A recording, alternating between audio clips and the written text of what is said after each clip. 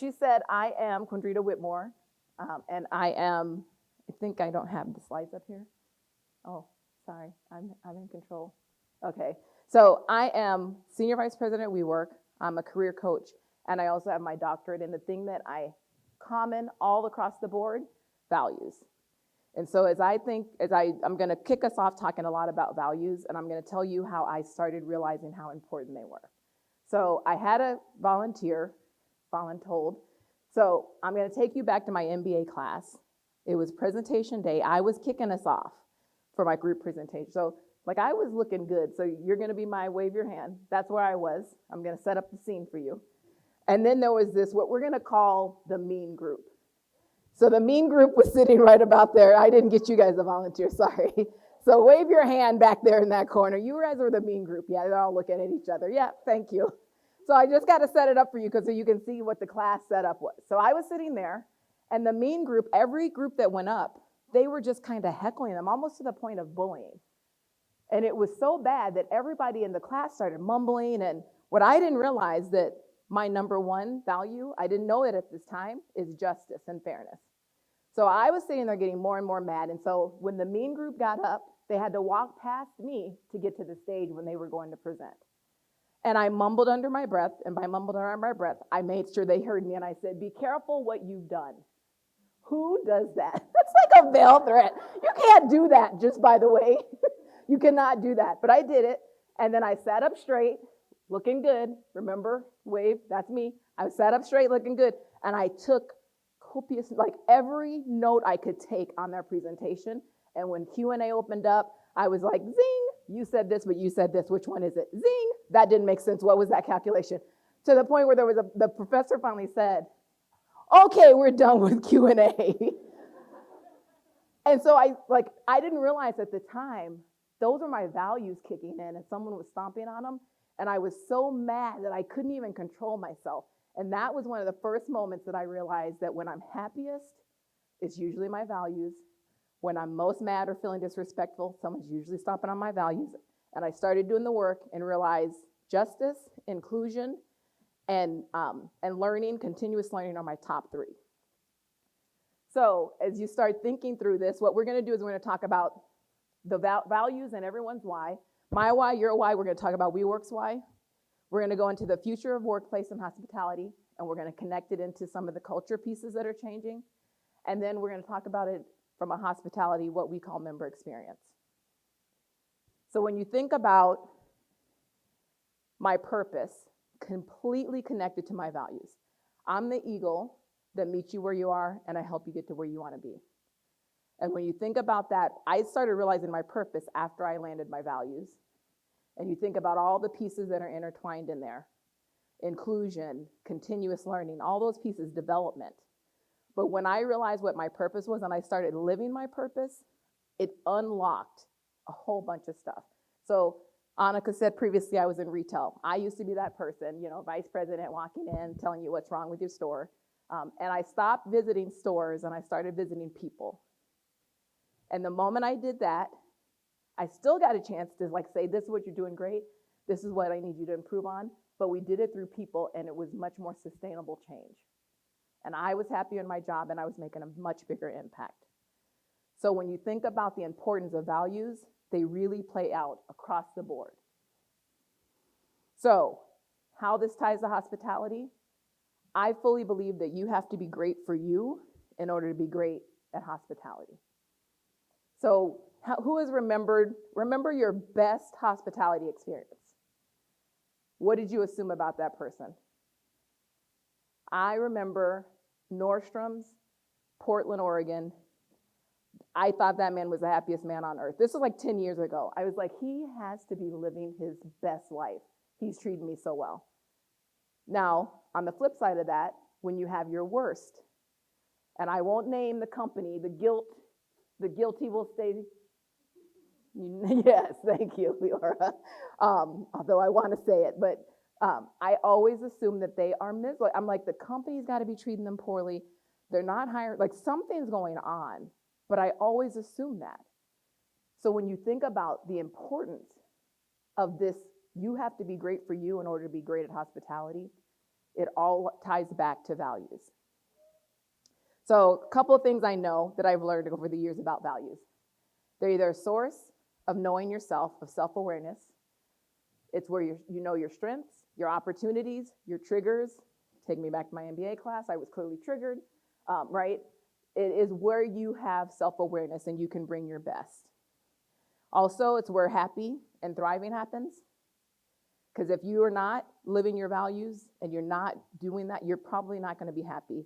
And then if you look at the next line, which is the misalignment equals disappointment. If you are not living in some way, shape, form true to your values, there's going to be a misalignment there. There's going to be disappointment, anger, dragging.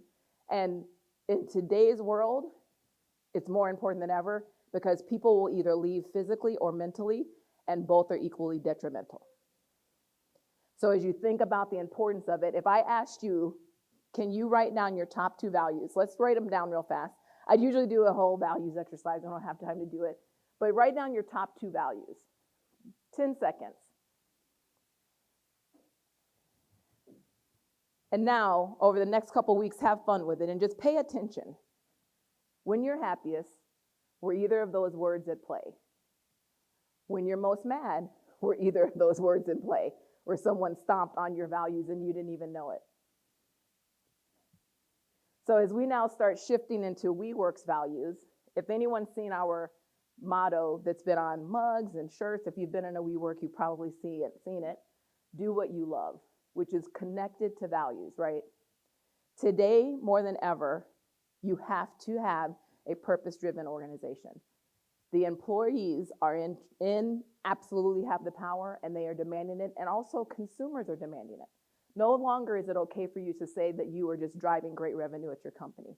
There's got to be social responsibility in there also. And I believe it's really tied into our employees, the consumers' values, and us understanding what they need and what they want. So today's world, no longer are people willing to say, I want 100% in the office or 100% work from home. There's an article at the Times that said 85% of Gen Z and millennials say they want some type of work from home options. Now, on top of that, they said, though, well, yeah, I want work from home options, but I only want work from home 56 to 60% of my time, which means they have 40+% that they want to go somewhere. So as you're thinking about this, we have to continue to be what's great for the consumer, for our members, and for the employee. Now, COVID made us slow down greatly. And a couple of people have talked about the Great Resignation. I like to call it the Great Reflection. So Dewey back in the 1930s, I have to do that because I'm in a university. I'm giving like university, said learning happens in reflection. And I believe COVID was this big slowdown and helped us reflect. And then people started going, well, wait a minute. What am I doing? I don't even love what I do. But I don't even like what I do. And, oh my goodness, I'm not even living anything that's important to me. I'm missing my kids, right, their baseball games. I'm missing all of this stuff. I'm missing living with my family. So what am I doing? So as you think about that, that's what created this Great Resignation, where people are now focused on doing what they love. And I think it is more important today than ever. So when you think about our values, this is WeWork's values. So our mission, right there in the corner, empowering tomorrow's world at work. And these are our values. So I was always attracted to WeWork. Before I even worked at WeWork, I've only worked there for about 1.5 years. But I always loved the space, and I didn't know why. I was like, I love being in the space. It feels innovative. It feels fresh. It feels very inviting. And then when I started working with them and interviewing and pulling up their values, I was like, okay, do the right thing. That's like my number one, right? Justice and fairness. And then I started looking at the be human, be kind, strive to be better together. That's the inclusion. So then I'm like, of course I'm gonna love being here because my values are aligned with this company. I literally sent these values to one of my best friends. And I said, can you believe me? So simple, be human and be kind. It's really a shame that we have to tell people that, But the fact that that is such a simple and strong and impactful part of our culture, it absolutely I knew I was in the right place. So as you're looking at this, hospitality is interwoven through all of this. When I look at these, I literally read these to say, we are empowering our employees to say, be entrepreneurial, solve problems for the members, do the right thing, make sure you appreciate, be kind, and give gratitude and do it together. That's really what those values say to me. And to me, that literally underscores what hospitality is. So now, as we're thinking about what was next. So we talked about do the right thing. It's been a part of our culture forever, even before new leadership came in. New leadership solidified the values. But then we had to then follow through with the product had to change, had to tweak a little bit. So more important than ever, my parents live in Vegas. What if I want to go and I want to be in Vegas for 3 weeks and work from Vegas? No more do people want to be tethered to a city because that's where their work is. They want to be able to travel. They want to be able to do a whole bunch of things. And when they go into the workplace, they absolutely want to do it because they want to collaborate and connect. And throughout the day, there's been a couple of things that thread through everyone's speeches, this connection, this community, right? All of these pieces, it's what people are looking for today. And so we've created product that was called collaboration hubs. Where literally, it's soft seating, it's hard seating, but people come into the office, and when they come, the sole purpose is to collaborate, because that's where innovation lives. If I want to travel and go see my parents for 3 weeks, I have all access now, where I can pay for a membership, and I can literally go into any WeWork in the world and have a space to work from. Or there are even people that say, I don't want your membership. I just want to be able to say, I want space tomorrow. And they can go on the app and say, I want space tomorrow. So we had to become very flexible because that was the expectation. People are living their values. They are living their purpose, and they want to do it on their terms. So now as you look at the future of the workplace, and it says the future of the workplace, but it's really now. Because if you're not already shifting to this or there, you're probably behind the 8 ball. Employees and consumers and our members expect for there to be autonomy, and they want to pick. Autonomy and flexibility go together. So they want the flexibility in that workplace, but they want the autonomy to pick. They don't want you to tell them, you have to be in the workplace on Monday and Friday, and no, just tell me 3 days a week, I got it. I can figure it out for myself. And that is extremely important. And they are even willing to give up other benefits to get that benefit. The other piece is purpose-driven. We already talked about, right? You can't just say, I'm making $1 zillion. You got to have a company that's social, has social responsibility, and people want to feel like their work means something, it matters, and there's impact.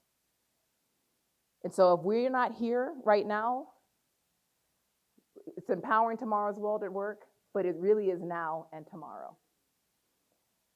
So our buildings, I'm going to start shifting into culture a little bit. Our buildings are called communities, which I didn't know that when I first started talking to WeWork, and they said, oh, we're going to hire you to be a community leader.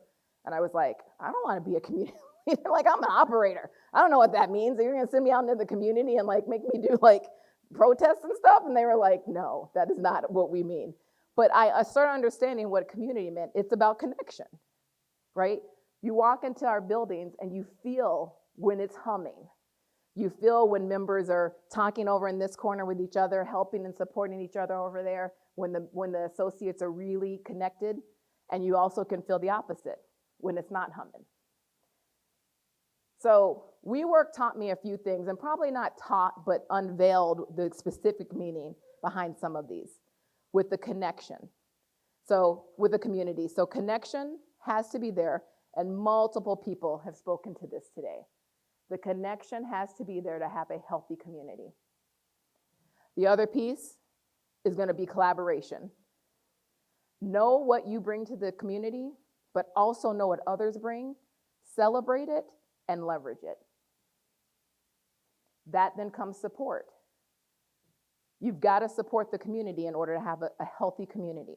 I believe within WeWork, I believe within retail stores, I believe within any hospitality position, you have to have that, and then you have to assume good intentions. And I always throw that one in for good measure, because I think today in this world, there's so many people, we all assume bad intention, and it is usually like, I assume the mean group, now you're gonna be forever known as the mean group, sorry about that, that they were like intentionally trying to make me mad. It wasn't about me, that was about them. But we gotta start assuming good intentions, right? And when you assume and you do those things, all four of those things, you usually come out with a healthy community that then accomplishes not only the company's goals, but the members' goals and the associates' goals. So this culture in today's world has to be much more intentional now. No more can we just do what we did before, right? And just like kind of haphazardly let it all happen. So the important part about the culture today in a hybrid world, it's got to be intentional and it's got to be inclusive. So today I have like Dipti Patel, raise your hand, Dipti, I know you. So that's who you see in this picture. I literally emailed her a few days ago going, hey, I should probably tell you, you're my speech. Like, I met Dipti a few months ago here in Boston. And when I met her, she introduced herself. And her title, and this is a real title, the Chief Happiness Officer of IORAD. The Chief Happiness Officer. When she told me that, I was like, hold on, like you've got to tell me what you do. And her whole job is to make sure that their associates are happy, intentionally understanding and planning how to make the associates happy, because then they know that they will have the best experience for the customers. When you think about that, that is a phenomenal job. And that's how intentional we have to be today. A couple of examples if people aren't intentional. Hybrid workforce, some are at home, some are right in the office, different days. You have a new associate start. How do you pull them into the culture and create a norm and bring them in if you're not intentional? Can't just let it happen. And although we love it because it got us through COVID, Zoom is not the answer that's going to solve everything. Let's just throw some stuff up on Zoom and let them watch it. Another, McKinsey, about a year ago, came out with a report that said COVID has hurt women in the workplace and took us backwards, right? So you think about it, women typically are the caregivers. The research says that, right? Kids couldn't go to school.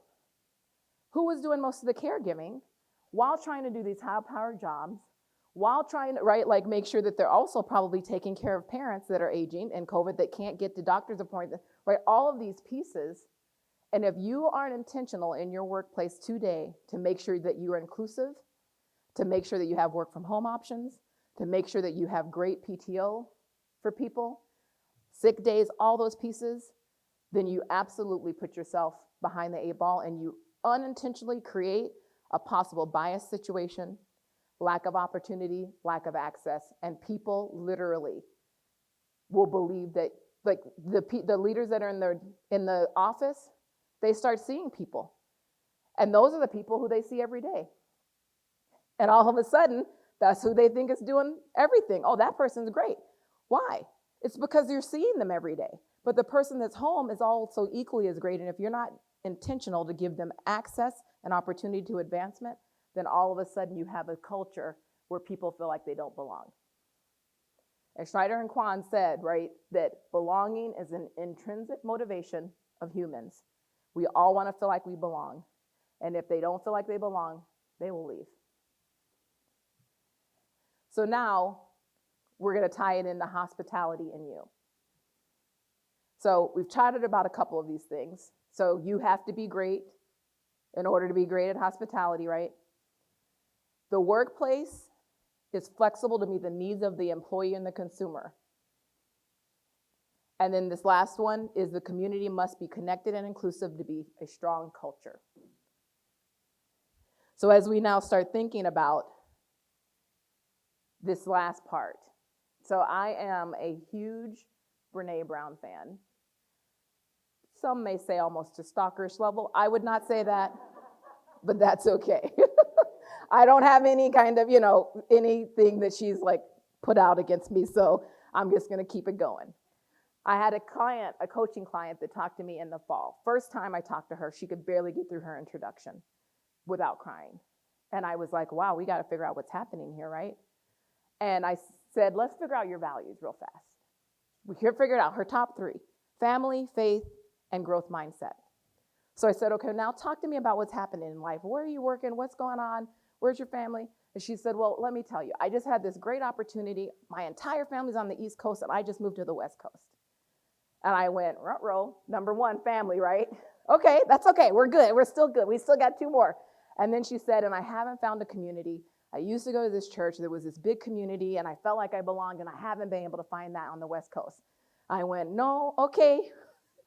We're 0 for 2. We got the last one. And then she said, and then this company brought me in, and I thought I was going to do a growth mindset job because it was supposed to be about strategy, and I'm doing process, and I hate it. And she literally busted into tears and started crying.